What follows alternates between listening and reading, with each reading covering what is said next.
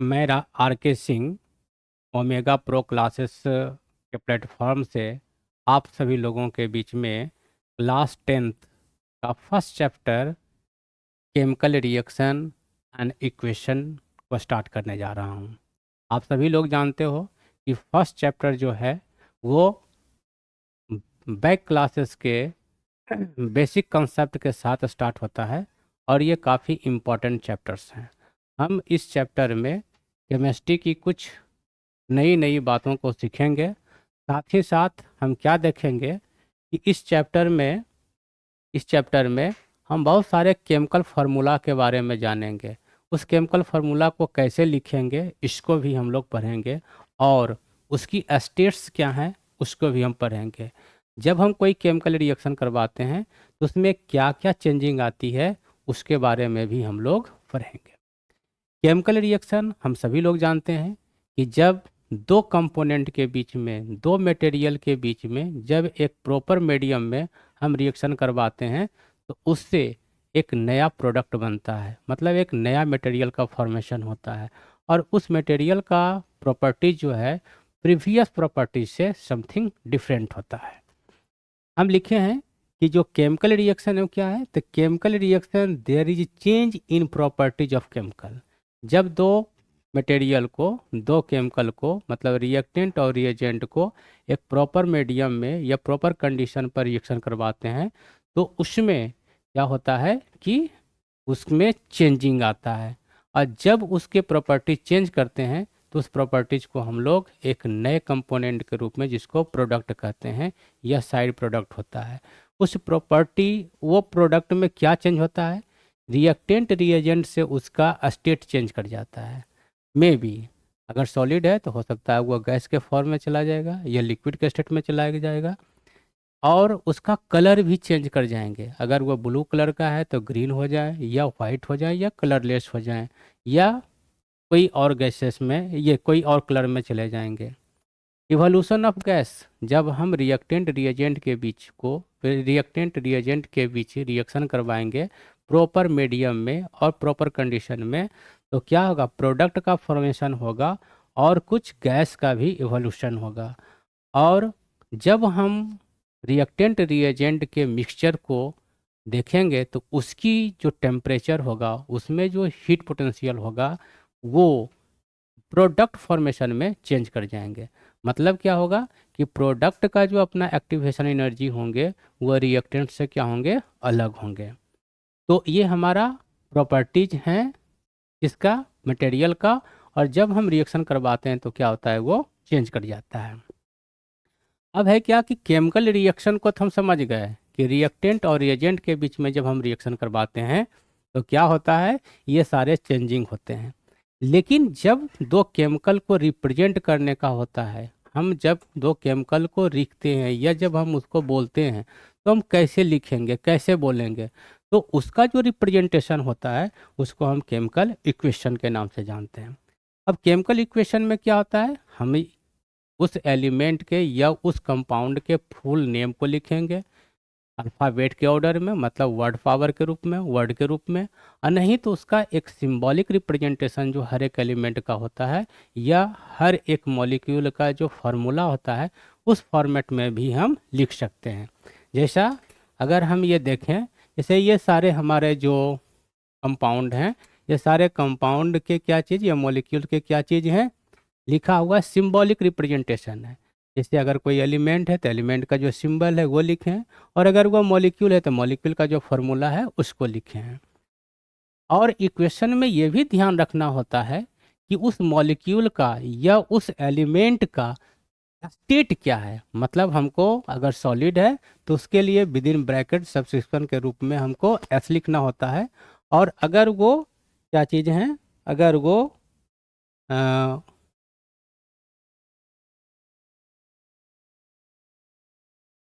अगर हम उसके स्टेट को लिखते हैं तो सिंबल में एस लिख देंगे। अब वहीं ऑक्सीजन देखिए, तो ऑक्सीजन मेरा क्या है, गैसियस स्टेट में है, तो हम विद इन ब्रैकेट क्या कर दिए, जी लिख दिए हैं। जब मैग्नीशियम को हम ऑक्सीजन के प्रेजेंस में हीट करते हैं, गर्म करते हैं या उसको इग्नाइट करते हैं, जलाते हैं, तो हम सभी लोग जानते हैं इस फॉर्मूला से, इस केमिकल रिएक्शन से सभी लोग अवगत होते हैं। जो भी मतलब साइंस पढ़ना शुरू करते हैं वो मैग्नीशियम रिबन को जरूर जलाते हैं। तो ये मैग्नीशियम और इसको ऑक्सीजन मतलब एयर के प्रेजेंस में जब रिएक्शन करवाते हैं तो मैग्नीशियम ऑक्साइड का फॉर्मेशन होता है। मैग्नीशियम ऑक्साइड क्या होता है? एक ऐस मतलब राख के जैसा होता है, मतलब कलरलेस होता है।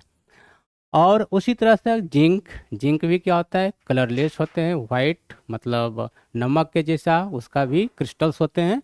और वो जिंक क्या है? सॉलिड है। और उसका जब हम सल्फ्यूरिक एसिड, सल्फ्यूरिक एसिड मतलब आप जानते हैं काफ़ी हार्ड, काफ़ी स्ट्रॉन्ग एसिड है, और उसको बहुत प्रिकॉशन के साथ उसको हैंडल करना पड़ता है। तो जब हम सल्फ्यूरिक एसिड को लेकर करके उसमें जिंक सॉलिड के क्रिस्टल को डालेंगे तो हमारा जिंक सल्फेट और प्लस उससे क्या रिलीज होगा? हाइड्रोजन गैस रिलीज होगा, है ना।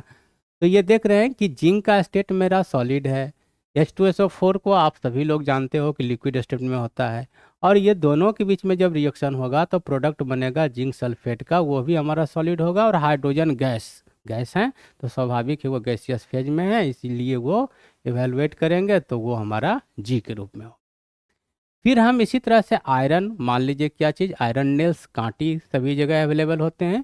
तो आयरन नेल्स सॉलिड हैं, उसको जब हम क्या करेंगे? स्टीम करें, स्टीम के साथ रिएक्शन करवाएंगे, मतलब not cold water, not hot water, बल्कि उसको क्या करेंगे? स्टीम, उस पर स्टीम के पास उसको रखेंगे। स्टीम नोजल के पास जब रखेंगे तो उससे क्या बनेगा? Fe3O4, है ना, उसको हम कहते हैं फेरसोफेरिक ऑक्साइड, इसका नाम है। ये भी सॉलिड होता है और इसमें मैग्नेटिक प्रॉपर्टीज आ जाता है। और उससे क्या निकलता है? हाइड्रोजन गैस रिलीज होते हैं। अब देखो हम ये तीन सभी का स्टेट को मेंशन किया है। एक स्टेट हमारा देख रहे हो क्या है कि आयरन, तो आयरन नेल्स को देखे हो तुम लोग, वो क्या होता है? सॉलिड में होता है, तो वो सॉलिड है। इसी तरह से आप H2O स्टीम कर रहे हो तो स्वाभाविक स्टीम मेरा क्या होता है? गैसियस स्टेट में है, हमने उसके लिए जी को लिखा है। उसके बाद Fe3O4 मैग्नेट को देखो तो वो क्या चीज़ है? सॉलिड होते हैं, तो वो एस के रूप में लिखा गया है। और हाइड्रोजन गैस जो लिबरेट होगा तो स्वाभाविक है गैस गैस है, इसलिए उसके लिए हम क्या किया है? जी लिखा है। इसी तरह से बहुत सारे रिएक्शंस को हमने लिख रखा है, जैसे CO2 गैस बहुत इंपॉर्टेंट रिएक्शन है, ये ध्यान देने का होता है। लोग समझते हैं कि फोटोसिंथेसिस के समय या जब हमारा प्लांट का लीफ क्या करता है? ग्लूकोन डी का या कार्बोहाइड्रेट का फॉर्मेशन करता है, तो लोग सोचते हैं कि CO2 गैस लिया और उसके अंदर जो प्रेजेंट हाइड्रोजन है, हाइड्रोजन ऑक्साइड मतलब वाटर है, उसके बीच में रिएक्शन हो जाता है। नहीं, CO2 तो एटमॉस्फेयर से लीफ स्टोमाटा के माध्यम से गेन करता है और उसके अंदर जो लिम्फोइड होता है उसमें वो पहले डिजॉल्व हो जाता है। और डिजॉल्व होने के चलते क्या होता है? वो CO2 एक्वस के फॉर्म में, मतलब वो एक सॉल्यूशन के फॉर्मेट में आ जाता है। और सॉल्यूशन कैसा है? लिक्विड स्टेट में। लेकिन हम इसके स्टेट को एक्वस कहते हैं क्योंकि लिम्फोइड ज़्यादा है, मतलब वाटर ज़्यादा है, और उसमें डिजॉल्व कंटेंट जो हमारा CO2 है वो बहुत कम मात्रा में है, इसलिए ऐसे सॉल्यूशन को हम एक्वस कहते हैं।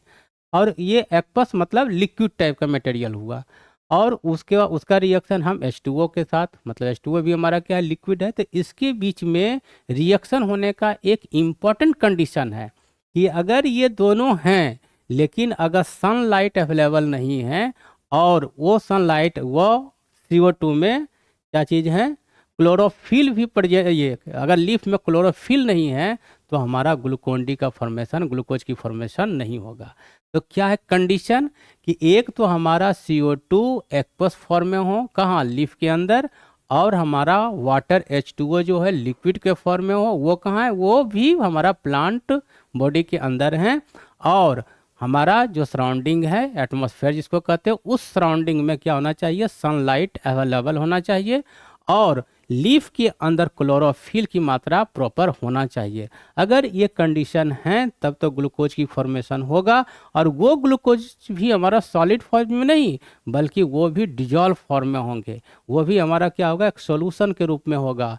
और उस सॉल्यूशन में ग्लूकोज की मात्रा कम और पानी अधिक मात्रा में होगा, मतलब पतला फीका जिसको कहते हो उस फॉर्म में होंगे, इसलिए इसको एक्वस सॉल्यूशन कहते हैं। मतलब ग्लूकोज जो हमारा प्लांट के अंदर होंगे फॉर्मेशन के समय में वो एक्वस फॉर्म में होगा, इसलिए इसको ए क्यू लिखा। और उससे ऑक्सीजन, आप सभी लोग जानते हो कि फोटोसिंथेसिस में जब ग्लूकोज का फॉर्मेशन होता है तो साइड प्रोडक्ट के रूप में हमको ऑक्सीजन मिलता है, और वो ऑक्सीजन कहाँ आता है, सराउंडिंग में आ जाता है, एनवायरनमेंट में आ जाता है, जिससे हमारा एयर में ऑक्सीजन का कंटेंट जितनी मात्रा में होना चाहिए वो बना हुआ होता है। उसके बाद उससे क्या होता है, H2O भी रिलीज होता है। हम सभी लोग जानते हैं कि प्लांट हमारे लिए इतने इम्पॉर्टेंट हैं कि यदि हम प्लांट को लगाते हैं तो क्या पाते हैं कि हमको ग्लूकोज भी बनता है, जो हम प्लांट के किसी भी पार्ट को खा करके, जिस पार्ट में ग्लूकोज ज़्यादा स्टोरेज होता है उसको हम लोग खाते हैं और हम अपनी एनर्जी को गेन करते हैं। साथ ही साथ ऑक्सीजन हमारे सराउंडिंग को मिल गया, वातावरण को मिल गया, इससे क्या हो गया कि ऑक्सीजन कंटेंट बना रहा है एयर में, और हमारा H2O वेपर के रूप में रिलीज होता है, जिसके चलते हमारा एयर के अंदर ह्यूमिडिटी, एयर के अंदर हमारा मॉइस्चर बना हुआ होता है।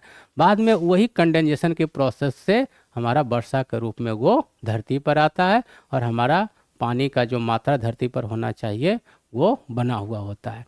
तो प्लांट में ये सारे चीज़ होते हैं, इसलिए प्लांट हमारे लिए काफ़ी इम्पोर्टेंट है, और ये रिएक्शन भी काफ़ी इम्पोर्टेंट है। कई कई बार CBSE बोर्ड में प्लस ओलंपियाड में भी ये क्वेश्चन रिएक्शंस दे गए हैं, और इसके फेज को पूछा गया है कि CO2 जो यहाँ प्रेजेंट है वह गैसियस फॉर्म में है या लिक्विड फॉर्म में है या एक्वस है या सॉलिड है। तो उसमें हमको एक्वस को यूज करना है, क्योंकि CO2 फोटोसिंथेसिस के समय में एक्वस स्टेज में होता है। ये ध्यान देना है, वेरी वेरी इंपॉर्टेंट रिएक्शन है, इसको ध्यान देना है। अब हम क्या देखते हैं, कि अब क्या देखते हैं हम लोग कि यहाँ देखो क्या CO2 का देखे, अब देखो मीथेन है हमारा, सिंगल कार्बन का जो ये मीथेन है। मीथेन कहाँ होता है, हम लोग जनरली देखते हैं कि गाय का जो गोबर है उस गोबर में भी मीथेन गैस होते हैं, या LPG गैस सिलेंडर जो यूज करते हैं उसमें भी मीथेन गैस प्रेजेंट होते हैं, जबकि LPG में आइसोब्यूटेन होते हैं, लेकिन मीथेन भी उसमें रहते हैं। तो मीथेन काफ़ी कम्बसिबल है, इसकी इग्निशन एनर्जी काफ़ी लो है, बहुत कम हीट पर भी ये जलने लगता है। तो ये मीथेन है, इसको भी हम ऑक्सीजन के प्रेजेंस में जब जलाते हैं तो क्या बनता है, CO2 बनता है और H2O बनता है। तो आप सभी लोग जानते हो कि मीथेन गैस है तो गैस लिख दिया, ऑक्सीजन एयर है तो वो भी गैसियस फॉर्म है, उसको भी हमने लिख दिया, और CO2 गैस है इसके लिए G लिख दिया, और वाटर भी हमारा जो निकल रहा है वो वेपर के फॉर्म में निकल रहा है, तो उसके लिए भी हमने G का यूज किया है। इसी तरह से देखियो क्या चीज़ है हमारा, कैल्शियम ऑक्साइड, जिसको हम लोग कहते हैं क्विक लाइम जो चूना, आप लोग देखते हो घर में जो लोग तंबाकू वगैरह खाते हैं या दीपावली के समय में दीवार वगैरह को साफ करने का होता है, तो एक स्टोन टाइप का, वाइट स्टोन टाइप का मटेरियल होता है, जिसको पानी में जैसे ही डालोगे तो क्या होता है कि वो पूरा बबल्स देना शुरू करता है। बबल्स इसलिए निकलते हैं क्योंकि उससे CO2 गैस निकलता है। तो वो क्या निकलते हैं, उससे कैल्शियम हाइड्रोक्साइड क्या निकलता है उससे, मतलब जब इसका रिएक्शन करवाते हैं तो कैल्शियम हाइड्रोक्साइड प्लस हीट और प्लस CO2, कैल्शियम हाइड्रोक्साइड बनता है, और ये हीट भी बहुत अधिक मात्रा में देता है। सॉरी, हम कुछ गलती बोल दिए, मतलब कैल्शियम ऑक्साइड का रिएक्शन जब वाटर के साथ करवाते हैं तो कैल्शियम हाइड्रोक्साइड बनता है प्लस हीट बनता है। मतलब जब कैल्शियम हाइड्रोक्साइड हम पानी में ऐड करते हैं तो वो क्या करता है, काफ़ी हीट लिबरेट करता है, और वो हीट के चलते उसके अंदर जो वाटर का मॉलिक्यूल्स वेपराइज होते हैं वो तेज़ी के साथ निकलना चाहते हैं, एस्केप करना चाहते हैं, जिसके चलते उसके अंदर फ्रॉथ और उसके अंदर जो है बबल्स का फॉर्मेशन होता है। और ये आप जानते ही हम लोग वॉशिंग में इस केमिकल का यूज करते हैं, जिसको हम लोग सेलेक्ट लाइम कहते हैं। अब तो बहुत सारे एडवांस वर्जन में आ गए हैं ये सेलेक्ट लाइम, इसमें कलर कोटिंग वगैरह भी किया हुआ होता है। पहले हम लोग अपने घर का वॉशिंग जब करवाते थे तो ये चूना को ही यूज करते थे, इसको देहाती भाषा में चूना कहा जाता है, और ये चूना पानी को हम लोग वॉशिंग में यूज करते थे।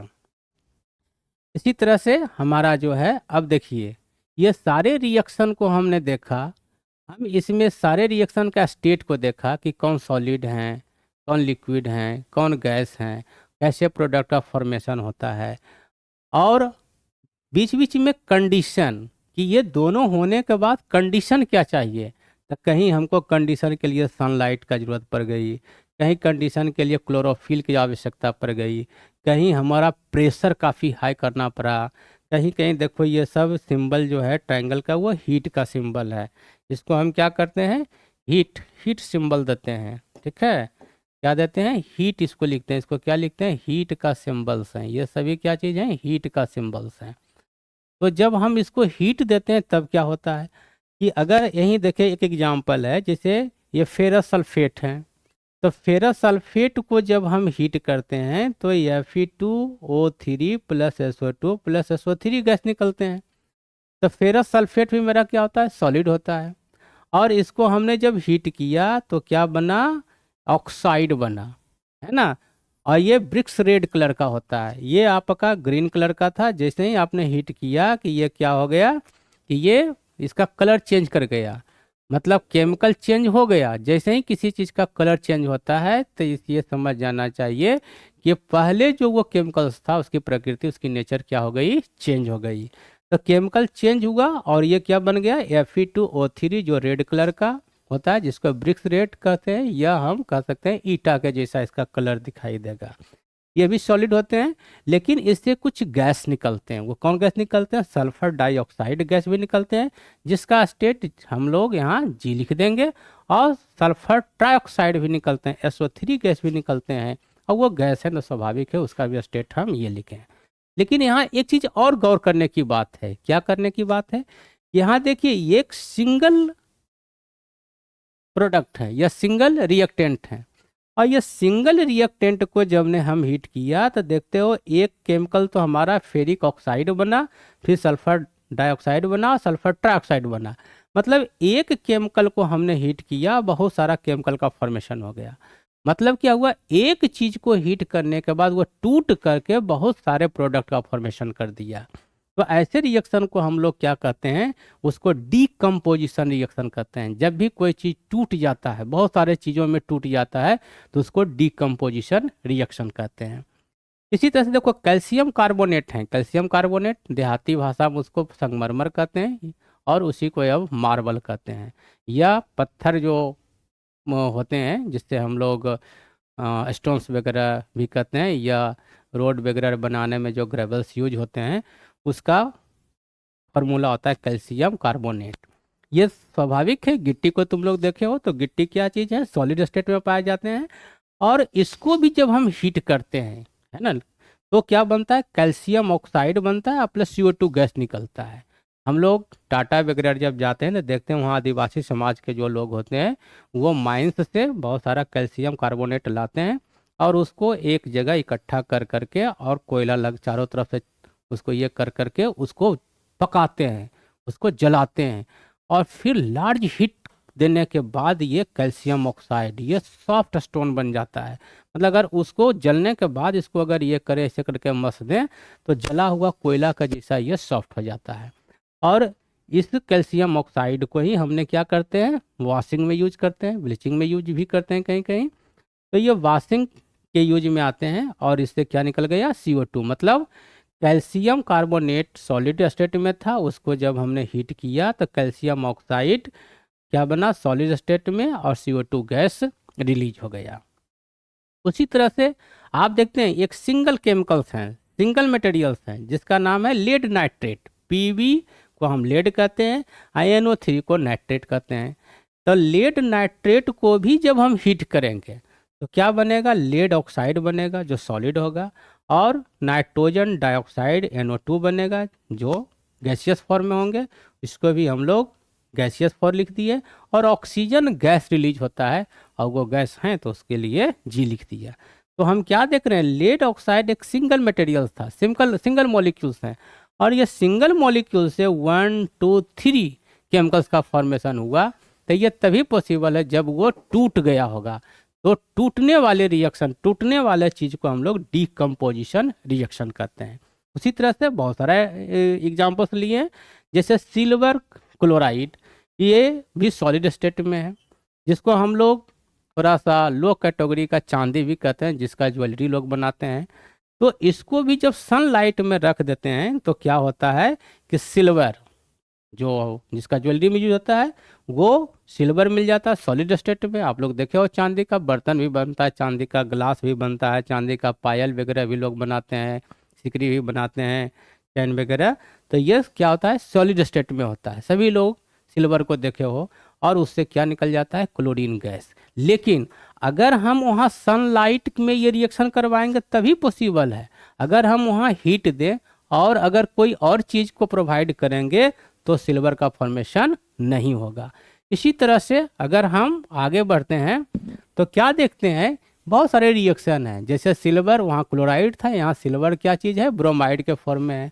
तो सिल्वर ब्रोमाइड भी मेरा, इसी तरह से हम चर्चा कर रहे थे कि सिल्वर ब्रोमाइड को सनलाइट के प्रेजेंस में जब हम रिएक्शन करवाते हैं तो क्या होता है, सिल्वर सॉलिड और ब्रोमीन क्लोराइड गैसियस फॉर्म में रिलीज हो जाते हैं। इसी तरह से अब देखिए डिस्प्लेसमेंट रिएक्शन। डिस्प्लेसमेंट रिएक्शन क्या है, डिस्प्लेसमेंट रिएक्शन हुआ क्या कि पहले से मॉलिक्यूल के अंदर में जो मेटल्स प्रेजेंट हैं, उस मेटल को हाई रिएक्टिविटी वाले जो मेटल्स होंगे, मतलब जो हाईली रिएक्टिव मेटल्स होंगे, वो उसको लो रिएक्टिविटी वाला मेटल्स को रिप्लेस कर देंगे। जैसे आप देखोगे क्या, डिस्प्लेस का मतलब ही होता है उसको हटा देना, और जब वो हट जाएगा तो उस जगह पर बैठ जाना। जैसे आप देख रहे हो आयरन का रिएक्टिविटी, मतलब आयरन जो है कॉपर से मोर रिएक्टिव है, जिसके चलते क्या होगा, आयरन कॉपर को वहाँ से रिलीज कर देंगे और ये इसके साथ जुड़ जाएगा। तो देख रहे हो कॉपर को यहाँ से रिलीज कर दिया तो वो कॉपर सॉलिड के रूप में निकल गया, और ये आयरन आकर के जुड़ गया। तो कॉपर, जब हम आयरन का, आयरन सॉलिड है, और इसका रिएक्शन जब हम कॉपर सल्फेट के साथ करते हैं, एक्वस फॉर्म में होते हैं, ये सॉल्यूशन के रूप में इसको रखते हैं, तो हमारा फेरस सल्फेट एक्वस फॉर्म में प्लस कॉपर सॉलिड के रूप में हमको मिल जाता है। इसी तरह से जिंक, आपको हम बताए थे व्हाइट नमक टाइप का क्रिस्टल होते हैं, दानेदार होता है। इसको जब हम कॉपर सल्फेट के सॉल्यूशन में डालते हैं जो ब्लू कलर का होता है, और इसमें जब डालते हैं तो फिर जिंक सल्फेट कलरलेस, जिसका कोई कलर नहीं होता है, वाटर के जैसा होगा, वो एक्वस फॉर्म में आ जाएगा।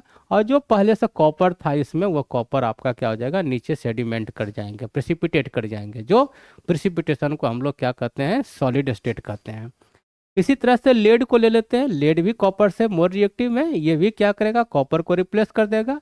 तो लेड का रिएक्शन जब कॉपर के साथ होगा तो क्या हो जाएगा, PbCl2 लेड क्लोराइड का फॉर्मेशन होगा, वो एक्वस फॉर्म में होगा, और कॉपर जो रिलीज हुआ वो प्रेसिपिटेट कर जाएंगे। वो प्रेसिपिटेशन को हम लोग क्या कहते हैं, सॉलिड कहते हैं, जिसके लिए हमने सॉलिड को लिख दिया।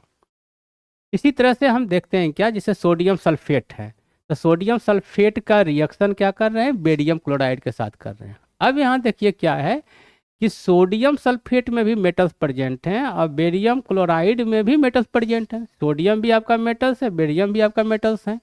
अब यहाँ क्या होगा कि ये भी रिएक्टिव है और ये भी रिएक्टिव है, तो यहाँ क्या होगा कि ये इनको रिप्लेस करेंगे तो ये भी इनको कहेंगे कि आप यहाँ से रिप्लेस होइए, मतलब डबल डिस्प्लेसमेंट होगा।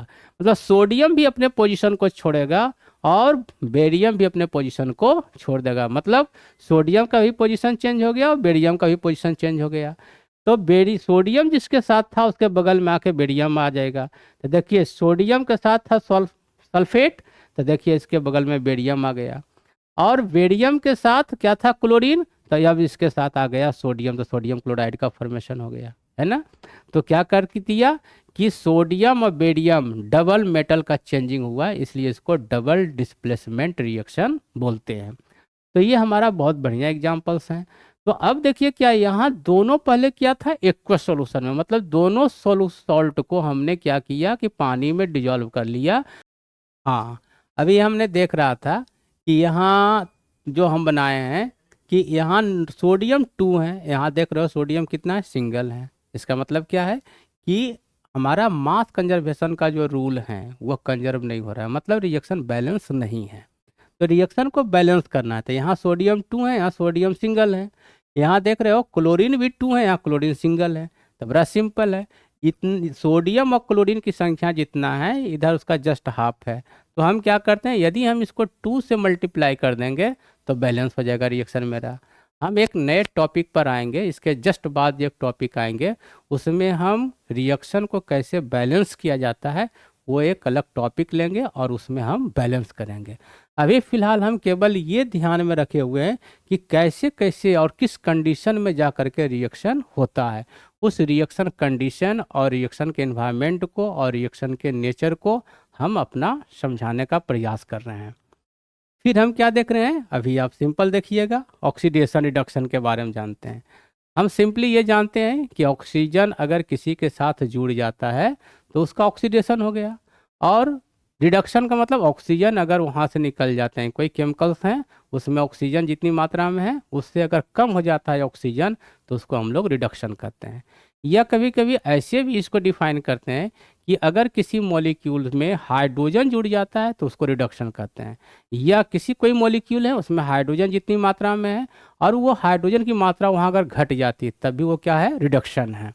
लेकिन यहाँ सिंपल देख रहे हैं कि देखो भाई कॉपर है तो ये सॉलिड स्टेट में है, मान लो कॉपर का नेल, ये कॉपर का वायर है, उसको आप जब ऑक्सीजन के प्रेजेंस में छोड़ दोगे तो ये स्लो रिएक्शन होते हैं, लेकिन जब उसको हीट कर दोगे तो उसका कॉपर जो होगा क्या होगा, अपर पार्ट उसका कोरोसिव हो जाएगा और रिएक्शन फास्ट हो जाएंगे। तो क्या हो जाएगा, कॉपर ऑक्सीजन की रिएक्शन होगी, उसको हीट करोगे तो कॉपर ऑक्साइड का फॉर्मेशन होगा। लेकिन आप देखिए वो कॉपर का जो बर्तन है उसमें जंग रस्ट लग जाता है, मतलब वो ग्रीन कलर का हो जाता है, तो भी वो सॉलिड स्टेट में ही होता है, इसलिए कॉपर ऑक्साइड का स्टेट हमने क्या लिखा है, सॉलिड। इसी तरह से हम देखो कॉपर ऑक्साइड है और कॉपर ऑक्साइड का रिएक्शन हमने किसके साथ कर दिया, हाइड्रोजन के साथ। तो अब आप देख लीजिए क्या होता है कि कॉपर का जो ऑक्सीजन है वो रिलीज हो गया, हट गया, तो स्वाभाविक इसका क्या हो गया, रिडक्शन हो गया। मतलब ऑक्सीजन जुड़ना ऑक्सीडेशन, लेकिन जब ऑक्सीजन किसी केमिकल से अलग हो जाएंगे तो वो रिडक्शन। यहाँ देखिए कॉपर के साथ ऑक्सीजन है, यहाँ कॉपर के साथ कुछ नहीं है, तो ये क्या हो गया, रिडक्शन हो गया। ऊपर वाला हम क्या देख रहे हैं, ये ऑक्सीडेशन हो गया। तो हमने लिखा है कि ऑक्सीडेशन एंड रिडक्शन इस रिएक्शन में है, जहाँ जहाँ ऑक्सीजन जुड़ रहा है वो ऑक्सीडेशन होगा, और जहाँ जहाँ ऑक्सीजन रिलीज हो रहे हैं, हट रहे हैं, तो वो क्या हो जाएगा, रिडक्शन कहलाएगा। यहाँ देख रहे हैं कॉपर ऑक्साइड में जो ऑक्सीजन था उसको हाइड्रोजन खींच कर करके H2O बना लिया और कॉपर को फ्री कर दिया, तो कॉपर का क्या हो गया, रिडक्शन हो गया। फिर यहाँ देखते हैं जिंक ऑक्साइड, मतलब जिंक के साथ ऑक्सीजन है, इसमें हमने क्या किया, कार्बन को ऐड कर दिया। वो कार्बन क्या किया कि इसके ऑक्सीजन को लेकर के CO बना दिया और ऑक्सीजन इसका क्या हुआ, गायब हो गया। तो जिंक का जो ऑक्सीजन हट गया तो ऑक्सीजन का हटना ही तो रिडक्शन कहलाता है। तो हम देख रहे हैं क्या कि जिंक ऑक्साइड का रिएक्शन जब हम कार्बन के साथ करते हैं तो जिंक का रिडक्शन हो जाता है और ये कार्बन मोनोऑक्साइड का फॉर्मेशन होता है। इसी तरह से आप देख रहे हो कि मैग्नीशियम ऑक्साइड है और इसमें हम क्या किया, हाइड्रोक्लोरिक एसिड को ऐड कर दिया, तो मैग्नीशियम क्लोराइड हो गया और प्लस H2O प्लस Cl2 बन गया। तो यहाँ हम क्या देख रहे हैं कि यहाँ भी ऑक्सीजन हट रहा है, तब भी इसका क्या हो गया, रिडक्शन हो गया। मतलब सिंपली हम ये समझे कि अगर किसी भी केमिकल से ऑक्सीजन हट जाता है तो वो रिडक्शन, और अगर ऑक्सीजन उसमें आकर के जुड़ जाता है तो उसका क्या होता है, ऑक्सीडेशन होता है। तो ये ऑक्सीडेशन और रिडक्शन रिएक्शंस हैं। ये हमारा एक क्या था, काफ़ी ब्रीफ और काफ़ी कॉन्साइज यूनिट के रूप में हम इसको लिए। हमने देखा कि अभी 10th बोर्ड का एग्ज़ाम होने वाला है, तो बच्चे 10-15 मिनट में पूरे चैप्टर को देख सकते हैं, और आगे हम रिएक्शन को बैलेंस करने के लिए भी बताएंगे और इसका डिटेल्स टॉपिक भी आप लोगों के बीच में पब्लिश्ड हो जाएगा। और आप सभी लोग जानते हो कि ये ओमेगा प्रो क्लासेस के प्लेटफॉर्म से रिलीज हो रहा है, इसलिए हम काफ़ी कंसाइज, काफ़ी कंक्रीटेड और काफ़ी प्यूरिफाइड फॉर्म में हम आपको इस तरह का वीडियो सेंड करते रहेंगे। आप हमारा मनोबल को बढ़ाने के लिए या ओमेगा प्रो क्लासेस को ज़्यादा सब्सक्राइब देने के लिए आप लोग चैनल को सब्सक्राइब भी करें और लाइक करें, जिससे कि मेरा मनोबल बनेगा और उत्साह में हम एक से एक क्वेश्चन का भी प्रैक्टिस सेट आप लोगों को प्रोवाइड करेंगे। बहुत बहुत धन्यवाद।